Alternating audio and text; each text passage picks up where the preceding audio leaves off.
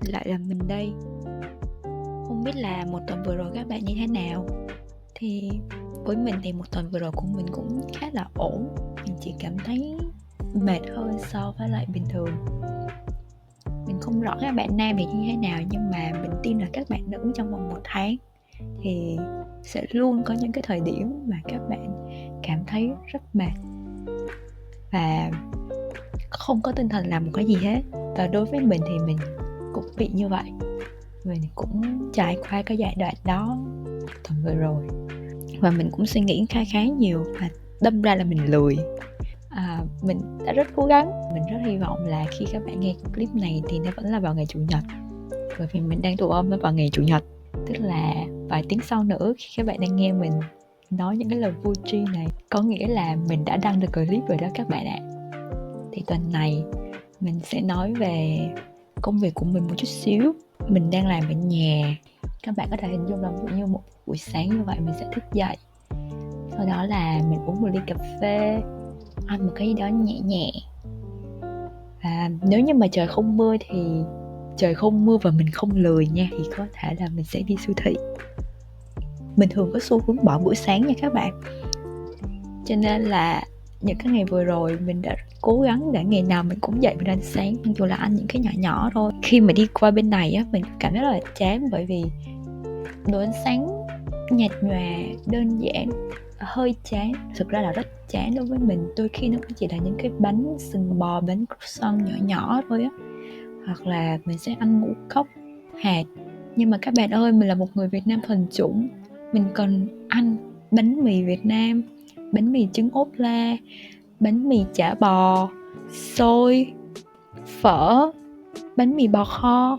Khi mà đi xa rồi thì mình thực sự là mình rất trân trọng những cái lúc mà mình nên ăn sáng ở Việt Nam ấy. Vì đồ ăn sáng Việt Nam ngon tuyệt vời. Hôm nay thì sau khi mà mình ăn sáng xong á, thì có những cái lúc mà mình không làm biếng thì mình sẽ đi siêu thị. Mình sẽ cố gắng là trong cái tuần đó mình đi siêu thị 2-3 lần gì đó thôi. Và mình cố gắng là mình không đi quá cái budget của mình là 40 đồng một tuần, cũng tương đối là thoải mái rồi đó.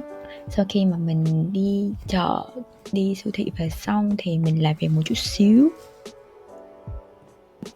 Mình khá là thích công việc của mình ở hiện tại, bởi vì nó không khác gì đối với cái lúc mà mình đang học hết. Lúc nào cũng phải tìm tòi học hỏi những cái mới, và làm cho đầu óc mình lúc nào cũng cảm thấy là mở mang ra. Nhưng mà đôi khi cũng rất là bế tắc, bởi vì mình cứ phải chờ để cho máy chạy, hoặc là đôi khi là mình đưa ra cái giải pháp đó nhưng mà nó cũng không đi tới đâu, chứ không có một cái giải pháp nào là hoàn toàn tốt cả, hoặc là không có một cái giải pháp nào là hoàn toàn tối ưu. Chỉ có giải pháp này phù hợp hơn so với là những cái giải pháp khác mà thôi. Mình làm việc được một chút thì mình sẽ ăn trưa. Mình cũng hay bỏ ăn trưa nếu như mình lười. Đó, làm việc ở nhà là sẽ có những cái vấn đề như vậy. Có những cái lúc mà bạn sẽ không tập trung được, bạn sẽ cảm thấy rất lười, bạn không muốn làm việc, nhưng mà ôi không, mình phải làm việc thôi bởi vì mình cần tiền. Nhưng mà đến lúc mà bạn tập trung rồi và bạn quá chìm đắm vào trong công việc của mình á, thì bạn không thể dứt ra được. Cái cách để cho mình vừa làm việc ở nhà hiệu quả mà vừa không bỏ bữa, đó là mình đặt đồng hồ báo thức. Có nghĩa là tới cái giờ đó 12:15 nó sẽ rung lên và bảo là Coffee Cat ơi, đi ăn trưa thôi. Sau tới 1 giờ chiều, Coffee Cat ơi, 15 phút nữa đi vào làm nha. Đa số mọi người nghĩ là khi mà làm việc ở nhà thì sẽ có nhiều thời gian hơn dành cho bản thân mình, không phải đi lại nhiều. Đúng, tự do về mặt thời gian cũng đúng luôn, nhưng mà có một cái khác, đó là cái khoảng thời gian nghỉ ngơi và khoảng thời gian làm việc nó hay bị trùng vào nhau. Và cái đó là không tốt, bởi vì cơ thể, tinh thần của mình cần được nghỉ ngơi. Mình sẽ cố gắng ăn trưa. Nhiều khi là bữa ăn trưa của mình cũng khá là đơn giản, đó là những cái món mình nấu từ buổi tối ngày hôm trước mà nó còn dư, và ngày hôm sau là mình sẽ ăn cái món đó. Hoặc là đôi khi mình muốn đổi bữa thì mình đi ra ngoài mua một cái bánh pizza nhỏ nhỏ ở ngoài siêu thị, hoặc là mình ăn nuôi chiên. Mình rất là thèm ăn bột chiên, nuôi chiên. Mình nghĩ là những bạn nào mà giỏi nấu ăn nấu nướng gì đó thì sẽ làm được thôi. Nhưng mà mình thì không, cho nên là mình phải chấp nhận một cái chuyện đó là mình phải tự làm những cái món này theo cách đơn giản nhất. Sau khi mà mình ăn, mình sẽ đi đến trường và mình họp.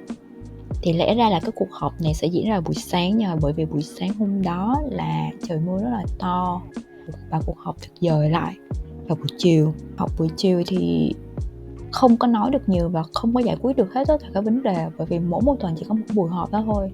Và thực ra mình cũng rất là thích cách làm việc như thế này, bởi vì thứ nhất là đôi khi là đi làm á, mình không thích có những cái small talk, không có thích là phải chào hỏi mọi người, không có thích dành thời gian ra nói chuyện với mọi người nhiều quá, bởi vì nó rất là mệt. Khi mà mình nói ra cái vấn đề của mình, người ta cũng không giải quyết được.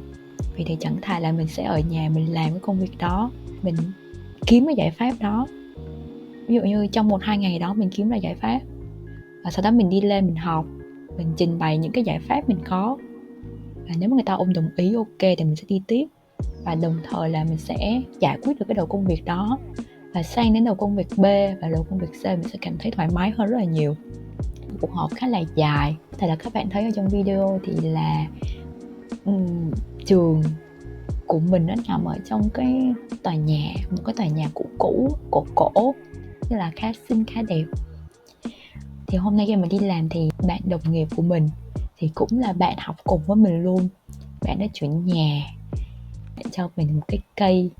Thì cái cây bơ này bạn đó ủ làm sao đó và nó mọc được cái rễ từ cái hạt của quả bơ và nó mọc ra cái cây, và sau đó thì bạn để lại, bạn cho mình. Và có lẽ đây là một trong những cái ngày làm việc điển hình của mình.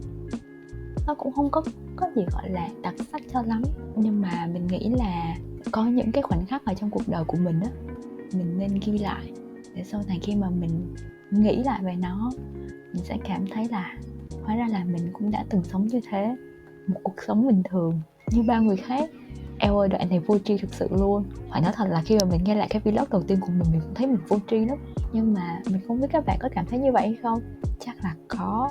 Đừng quá ngại ngần khi nhận ra là cái kênh Coffee Cat này sao mà nó vô tri thế. Nhưng mà nếu mà cái sự vô tri này làm cho các bạn cảm thấy vui vẻ, hạnh phúc, thì mình cũng cảm thấy rất là vui. Và có lẽ là video này đến đây thôi. Nếu các bạn thích thì hãy cho mình một subscribe và like nha. Hoặc là không, cũng không sao cả. Và nếu như các bạn có câu hỏi gì thì có thể comment. Còn nếu không thì cũng không sao hết. Mình sẽ update cho các bạn sớm cái việc móc len của mình. Chúc các bạn một ngày cuối tuần vui vẻ và một tuần mới làm việc hiệu quả. Xin chào và hẹn gặp lại. Bye.